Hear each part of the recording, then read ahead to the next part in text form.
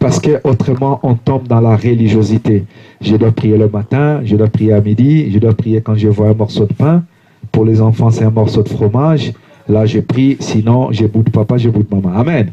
Mais la Bible nous dit, dans la grâce, priez sans cesse. Priez en tout temps. Même quand tu te sens fatigué, même quand tu es bien portant, prie toujours et bénis toujours le Seigneur. Amen.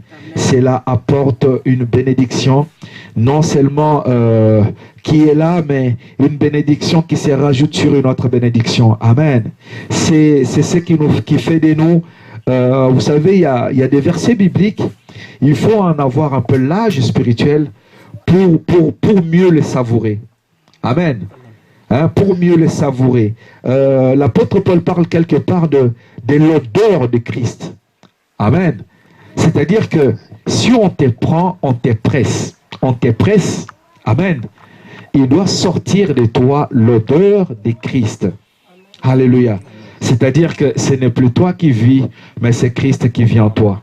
Mais si bien aimé, on te presse encore un tout petit peu, tu boudes la semoule, on te presse un tout petit peu.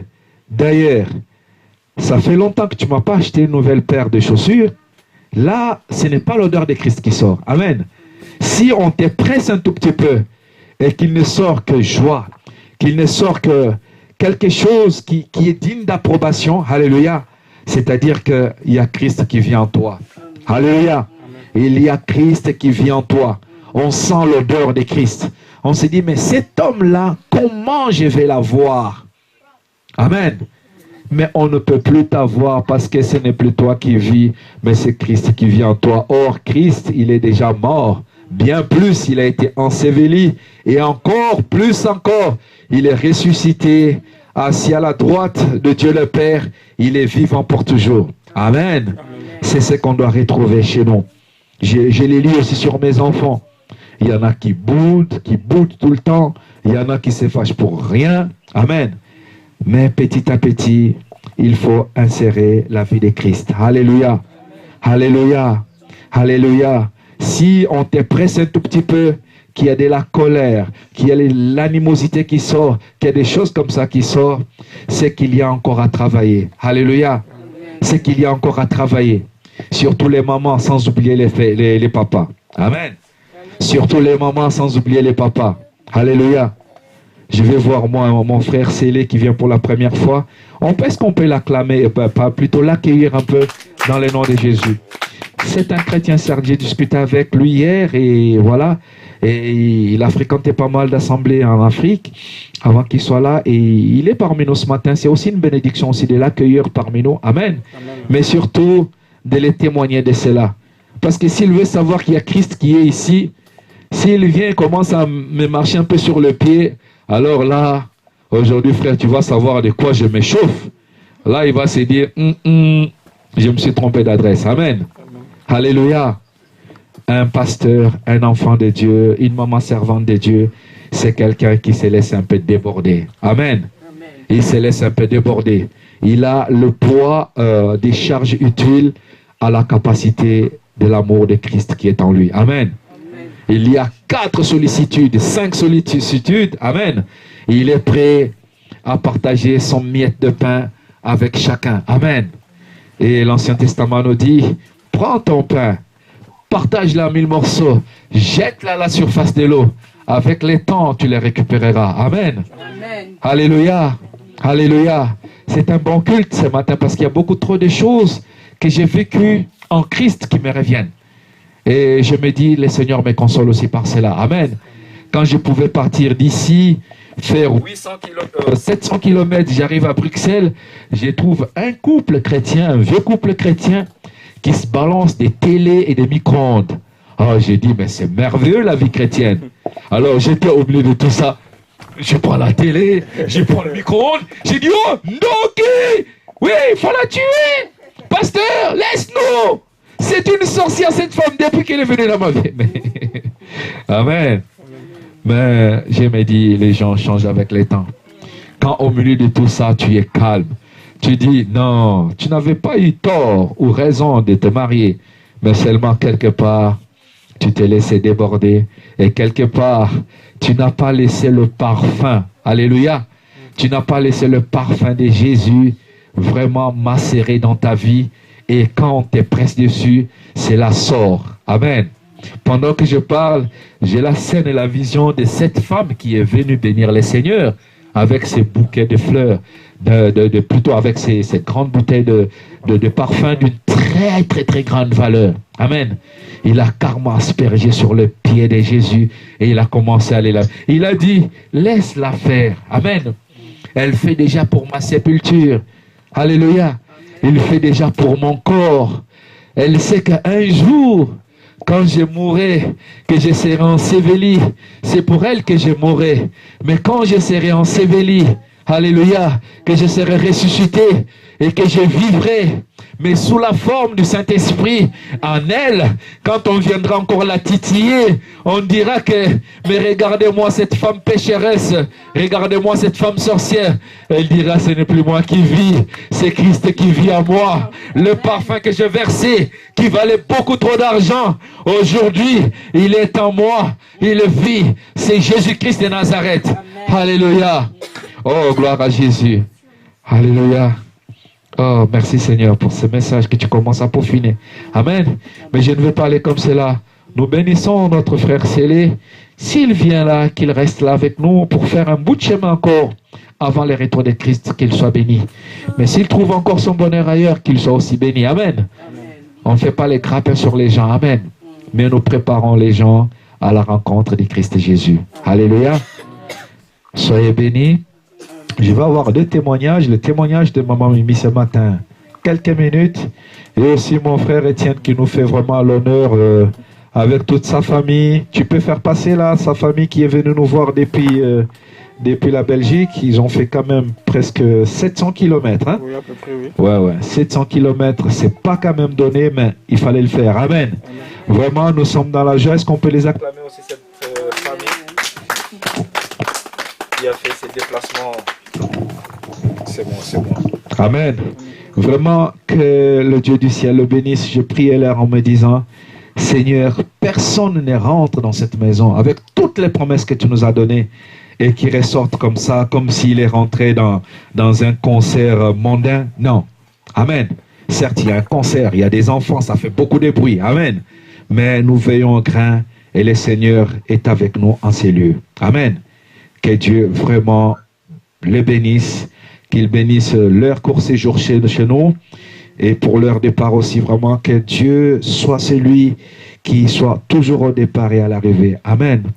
Il a un petit témoignage à nous donner. Amen. Je veux bien qu'il nous le donne. Vraiment pour sa famille, c'est quelque chose de merveilleux. C'est un grand ami à moi. Il n'est plus mon ami, c'est vraiment mon frère. Et il a fait beaucoup de progrès. Hein. Très intelligent, très intello.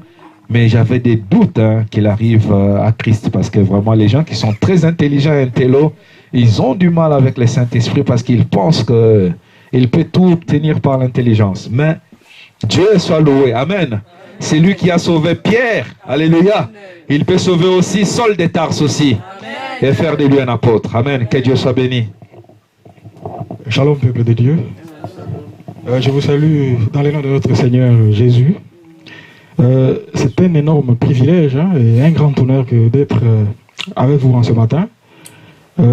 Comme le frère Alexis vient de le dire, nous venons de très loin effectivement. Nous venons de Gand, autour de Gand. Nous venons dans une petite ville qui s'appelle Oudenarde. Et ça fait à peu près 700 km pour venir jusqu'ici. Et ce que je voudrais dire par rapport à ce que le frère Alexis a dit, c'est très important parce que je me souviens, le frère Alexis, on se connaît depuis l'enfance. Je pense que ça doit faire une amitié de plus de 30 ans que nous nous connaissons. Et nous nous sommes perdus de vue au début des années, à la fin des années 90, début des années 2000. Et nous nous sommes retrouvés 2016. C'est lui qui m'a appelé. En fait, je me préparais à déménager.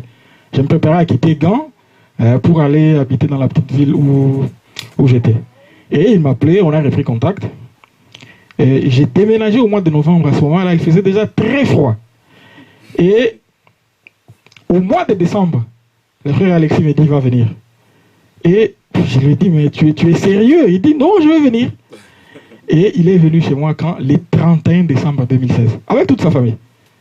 Et vous vous rendez compte, à ce moment-là, nous venions d'aménager. Je me suis dit, mais comment ce garçon peut prendre autant de risques le 31 janvier pour venir jusque chez moi? Et c'est quelque chose qui m'avait profondément marqué. Je me suis dit, non, il faut que je vienne voir, parce qu'effectivement, il m'avait parlé de sa vie, qu'il était devenu actif dans les services qu'il avait par rapport à Dieu. Et en l'observant ce matin, et je voudrais le prendre au mot, puisque lui-même a dit, l'évangile est une puissance. Et j'ai dit oui, et parce que lui, il en est une véritable illustration. Ça, je peux l'affirmer, parce que je voudrais voir ça avec les yeux de l'esprit, pas avec les yeux... Parce que souvent, lorsqu'on connaît quelqu'un depuis longtemps, on le voit pour ce qu'il était. Hein? Vous savez, notre imaginaire à nous, c'est les mondes que nous nous faisons par rapport à ce que nous vivons. Et lorsqu'on a... Jésus-Christ lui-même, lorsqu'il a commencé son ministère, on disait, mais c'est le fils du charpentier. Et comment se fait-il qu'il se fasse passer pour le Christ? Et ce matin, je voudrais dire que ce que j'ai vu, bon, ce que je vois, peut-être ce que nous voyons par nos sens, hein, nous sommes presque, on peut se dire que nous sommes dans une cave et que c'est un lieu qui est encore en travaux, mais je voudrais voir ça avec les yeux de l'esprit. Parce que je sens une volonté très forte ici de servir Dieu. Et un engagement très fort. Pas seulement du frère Alexis, mais je le vois aussi à travers Maman Mimi, hein, que je découvre ce matin. Je voudrais dire gloire à Dieu pour cela. Parce que je la découvre également dans les services de Dieu. Maman, c'est très important. Je vous encourage que Dieu vous bénisse abondamment. Et je voudrais vous encourager, hein, parce que je viens aussi d'une communauté qui est jeune. Hein, elle s'appelle la communauté charismatique La Gloire et la Grâce. Nous nous réunissons également tous les dimanches. Je pense qu'en ce moment-ci, ils sont en train de finir parce que nous finissons vers 12h30. Et lorsque je vois ce qui se passe ici, je revois un peu ce que nous avons connu au début. Parce que nous sommes aussi dans un... la Bible nous dit, ne méprisez pas les faibles commencements. Ça, c'est la Bible qui le dit. Donc, moi, je crois fermement à ce ministère parce que je le vois, hein, avec les yeux de l'esprit. Et parce que je sens un engagement très fort. Et un leadership très fort aussi. Parce qu'il faut un leadership fort pour conduire tout ce monde. Et ce que je voudrais dire au frère Alexis, vous avez une grande responsabilité de conduire le peuple de Dieu. Donc je vous demande d'en rester digne, hein, d'avoir un leadership très fort et que Dieu vous bénisse abondamment. Amen. Et que ce ministère prospère. Hein, puisque la Bible nous dit, je voudrais que tu prospères à tout égard, hein, comme les hommes. Je voudrais que, j'ai prié Dieu pour que ce ministère prospère. Et je crois fermement qu'il va prospérer. Amen. Dieu vous bénisse. Wow, quel témoignage. Amen. Amen, amen, amen, amen. Les hommes changent. Amen. Les hommes changent. Moi, je voyais toujours dans ses frères, ses bien-aimés, je voyais toujours un ministre de la rigueur, là, comme le ministre italien, là, qui gère toi la baguette magique, là. Allez, toi, escroaller, là-bas, allez, toi. Amen. Très logique, très sérieux envers lui-même et aussi maintenant envers les seigneurs. C'est ce qui est beaucoup plus glorieux. Amen. C'est lui qui a fait de Pierre, amen, apôtre. Il a fait aussi des Saul de Tarse, apôtre, qui va devenir l'apôtre Paul. Amen. Il est capable de te prendre du néant, alléluia, et te faire asseoir avec des grands, alléluia. Vous savez, la grâce, c'est quelque chose de merveilleux par rapport à la loi. Quand je regarde la grâce et la loi, et quand je recule encore, je me dis, Seigneur, merci de m'avoir fait grâce, de découvrir la grâce. Amen. Parce que déjà, ce n'était pas donné. Amen. Quand je vois mon parcours, même socio-professionnel, je me dis, et je chanterai presque comme ce frère qui a chanté, tout est grâce et tout est grâce. Amen. Je vous donne encore ces courts témoignages.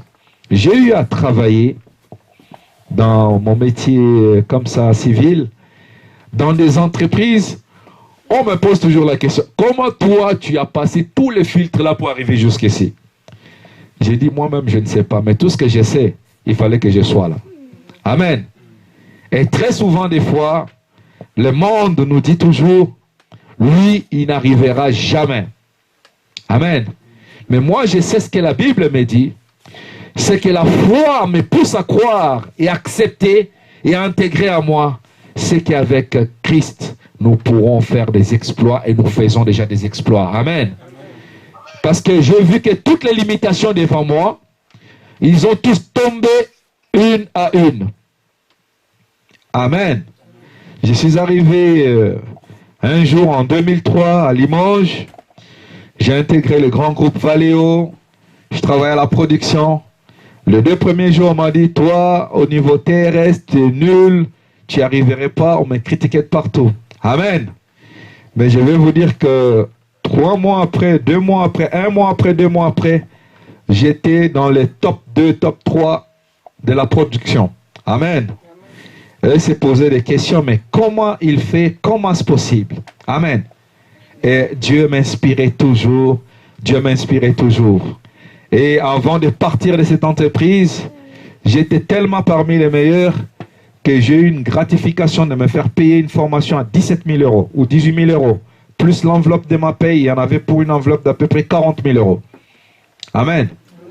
Et je vais rééditer encore la même chose quelques 4 ans, 5 ans après. Hein, maman Mimi? J'étais en 2011 encore. On m'a loué encore une enveloppe d'à peu près encore presque 40 000 euros pour pouvoir progresser dans ma carrière, dans la formation continue. Alors qu'au début, quand je suis arrivé à Alstom, je suis parti le premier jour, j'ai fait l'entretien. J'ai prié avant de partir. J'ai dit, Seigneur, tu m'ouvres cette porte. Je n'ai personne. Amen. C'était la grosse boîte de la place. Tout ce qui arrivait, c'était par affinité presque. Amen. Il y avait certes des dossiers, mais vous savez comment ça se passe. Amen. Mais je suis parti, j'ai dit, Seigneur, mon Père, c'est toi. Mon piston, c'est toi. C'est lui qui a travaillé là avant moi, qui peut me faire introduire comme son enfant. C'est toi, Seigneur. Je rentre, je fais l'entretien. Je ressors. Il est 15 h, je fais l'entretien à 11 h. Il est 15 h. Il y a l'entreprise intérim qui m'appelle, qui me dit, mais tu as passé cet entretien ce matin à 11 h. J'ai dit, oui. C'est bizarre. J'ai dit, oui, c'est bizarre, oui, mais qu'est-ce qui se passe? Tu es prêt? Il semble que tu commences demain. J'ai dit, non, ça ne se fait pas comme ça. Amen. Et le lendemain, je suis allé travailler. On m'a dit, tu y as passé combien de filtres pour arriver ici? J'étais dans le meilleur service qui puisse exister. C'est lui qui pouvait me donner vraiment de connaître le métier de l'attraction ou du ferroviaire. Alors, l'endroit idéal pour tout connaître, même si tu n'as pas été au début, mais tu connais presque tout. Amen. Et le Seigneur m'a fait grâce. Je suis entré, je ne connaissais rien. Au bout de quelques mois seulement, j'avais presque les schémas de pas mal de choses dans ma tête. Et j'ai servi comme cela. Amen. Amen. Et j'ai dit, je n'oublie pas mon Dieu qui m'a fait parvenir jusque-là. J'ai commencé à évangéliser un monsieur parce qu'on travaillait en binôme. 4h midi ou midi 20h. J'ai dit un peu dans mon patron. Amen.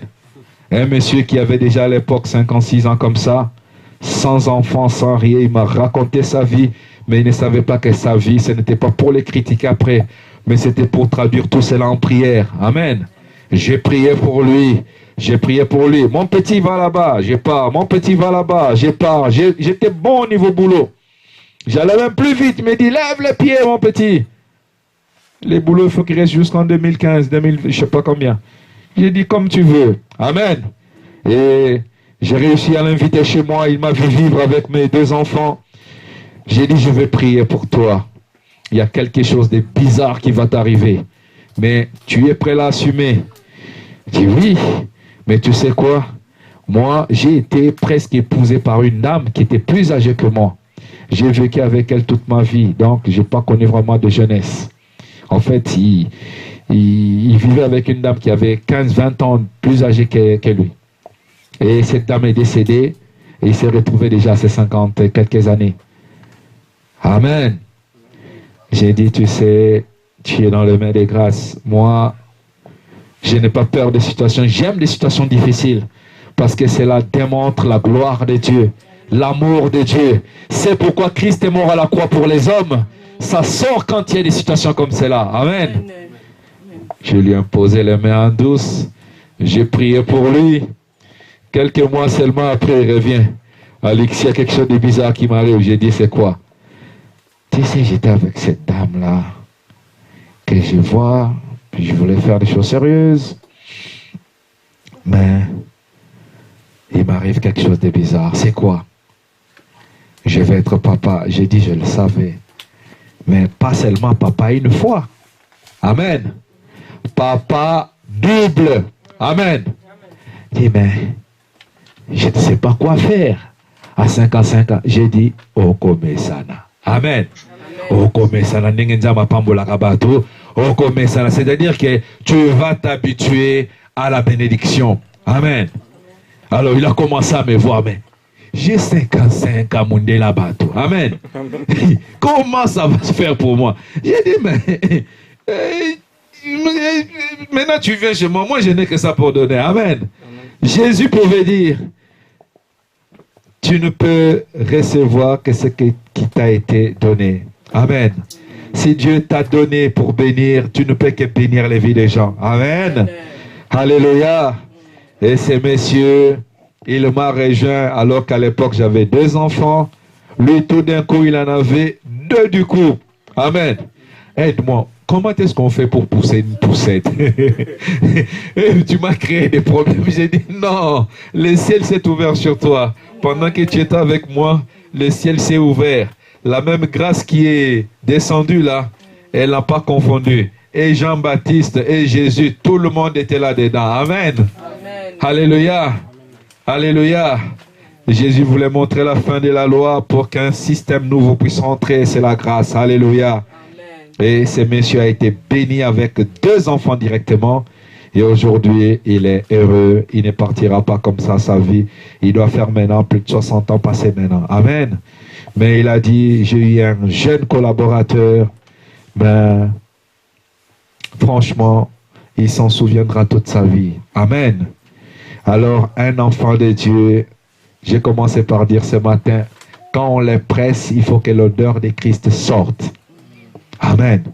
Il faut résister même à ses enfants, même à son épouse. Amen.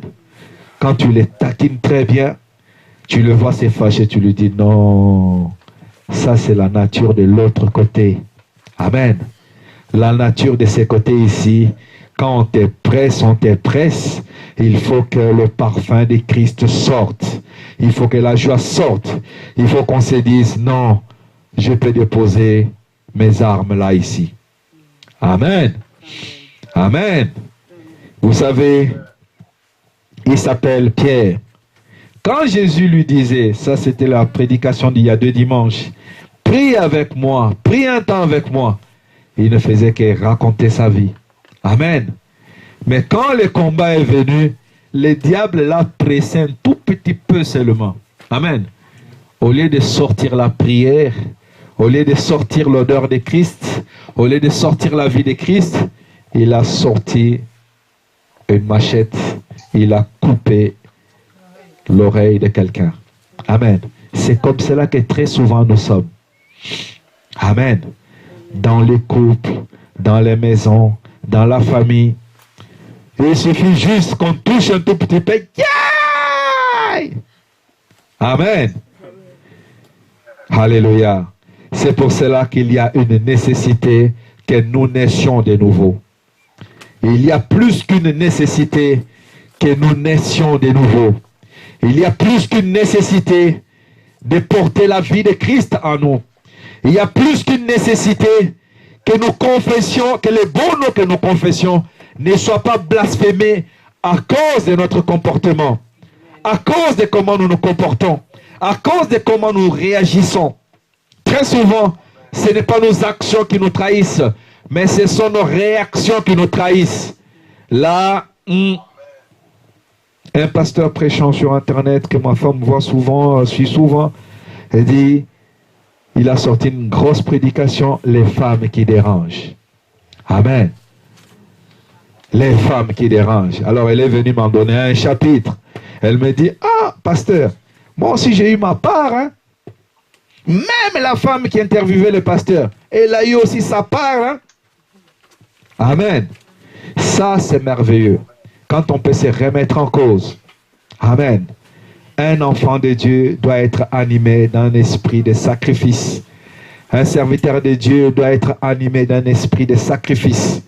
C'est le Nouveau Testament qui nous dit que nous sommes un sacerdoce royal.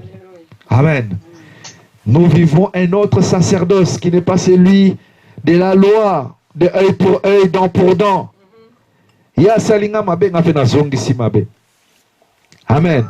Lui me fait du mal, moi aussi je rends le mal par le mal. Non. Nous vivons un autre sacerdoce. Nous sommes une race qui a été élue. Nous sommes un peuple acquis à Dieu. Alléluia. Nous devons produire quelque chose de bien. Alléluia.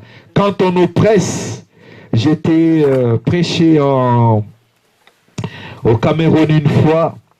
On m'a donné un vrai quiz. Je devais intervenir pendant 21 jours sur le thème de jeûne de 21 jours de Daniel. J'ai dit, mais je veux faire comment? Et ce pasteur-là, il m'a dit, franchement. Et tous les jours, j'étais dehors en train de faire des choses. Je prenais le temps pour prier, mais pas trop pour me concentrer. Mais tous les soirs, j'ai vu la grâce de Dieu me porter parce que je ne voulais pas que ça se fasse selon moi ou comme moi. Amen. Et j'ai prêché sur la grâce et ces 21 jours. Et pendant le jeûne, jeûner et prêcher pendant 21 jours. Ce n'était pas évident. Mais le Seigneur nous a menés. J'ai prêché peut-être les 10 premiers jours, quelque chose comme ça. J'avais les petits frères de ma femme avec moi dans les lots. Moi, j'aime bien quand on me dit je suis chrétien, je suis chrétien. Amen. Et très souvent, les gens, ils ont pris des très mauvais plis dès le départ. Il y a beaucoup de choses qui n'ont pas été travaillées. Hein? Des réglages dans la vie, des finesses dans la vie. Il connaît les choses de Dieu, il a beaucoup d'informations, mais sauf l'essentiel. Alléluia. J'ai senti un cœur partenaire ce matin où le Seigneur nous demande vraiment de faire ces petits réglages-là et de marcher au pas moyen avec Dieu. Amen.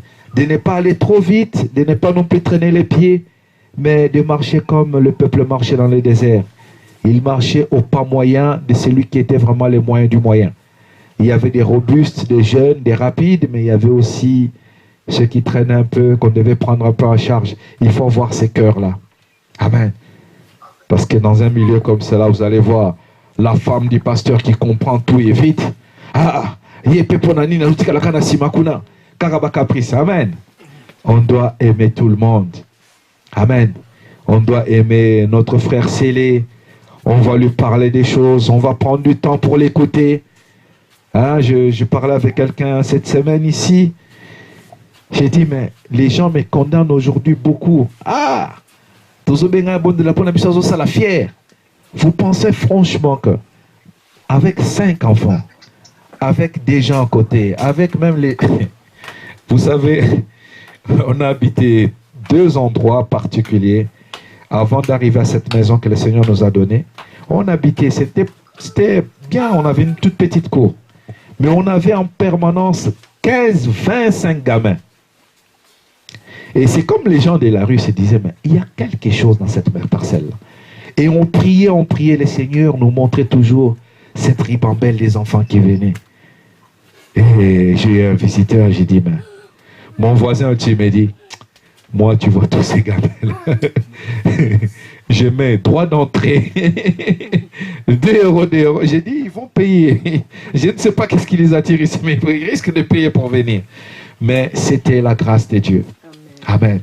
C'était toujours la grâce de Dieu qui est toujours permanente. Parce que ces enfants, ils ont une prise en charge. La même façon que tu dis bonjour avec Christ, elle est différente du bonjour qu'un dirait un sorcier ou un occulte. Amen. Vraiment, salut, c'est vraiment salut. Que vraiment les saluts de Dieu soient avec toi. Amen, maman Bibiche. Et quand je vois Jésus me dire, laissez ses enfants venir à moi, je me dis, on est dans cette grâce-là. Amen. Amen. Que le nom de Jésus soit béni.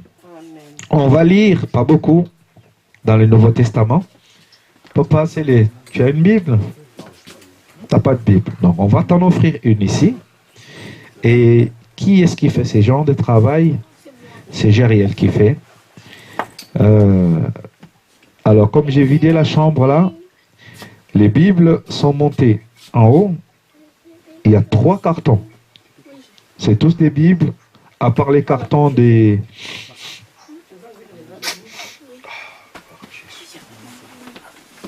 Si tu peux me descendre aussi un papier mouchoir, s'il te plaît. Tu fais attention à toi. Amen. Qui est dans la joie ce matin? Qui peut comprendre que... Voilà.